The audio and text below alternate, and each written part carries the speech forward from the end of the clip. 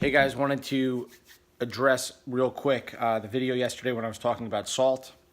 A couple things came in and I think maybe I was a little bit confusing. I apologize. If you listen to the video though, I was being very specific about blood pressure and salt.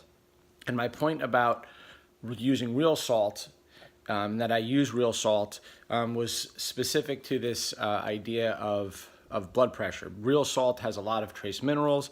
It does have a little bit of iodine, but it is not an iodized salt. Okay, it does have some iodine. The real benefit of real salt is its minerals. The reason why I raised this up is because I was explaining when I was talking about iodine is that I'm using this, which is a kelp-based product, to get my iodine. So about 1/8 of a teaspoon has about 120% of your iodine or 110% of your iodine for the day. So highly recommend it. Remember, kelp-based food, so a lot of seafoods, you're gonna get some in eggs, some dairy products, but in the UTC, I'm not a huge fan of most people using dairy, so I am a huge fan of eating eggs and seafood and sea vegetables for sure. But unless, and I said many times, use real salt in terms of flavoring food. It tastes delicious. You're going to get a lot of trace minerals, but you also need an iodized salt. I really recommend this one because it's kelp-based.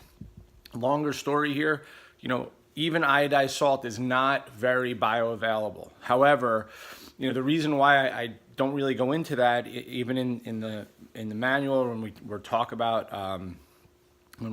about the history of all this, is because as soon as iodine was introduced to salt about 100 years ago after World War I, we stopped seeing all the deleterious consequences of low thyroid.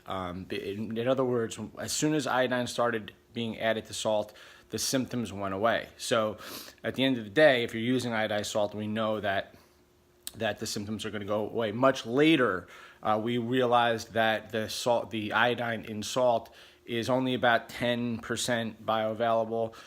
So, but it actually post hoc doesn't matter, because if it fixed the problem, people were better off. Later on, when we realized that it's not very bioavailable, is kind of irrelevant because it fixed the issue.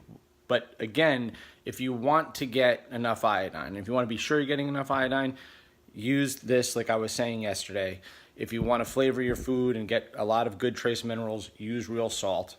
But it is in fact what drives a lot of underlying thyroid problems. And I talk about real salt in the UTC manual. I also talk about hypothyroidism. It's all very short stuff, just what you need to know stuff. But if you ignore it, if you're not taking it seriously, and you have thyroid issues, then don't say I didn't warn you, right? I try to make everything as short as possible. But yesterday was an example of maybe me talking too fast and confusing two things at the same time. So I apologize for that. So if you changed out your salt in your salt shaker for real salt, good for you. You're going to get a lot of benefit from that. But in order to fix the iodine problem, you really need to get an iodized salt, but you're better off getting a kelp-based seasoning like this one for your foods. All right, guys, have a good day.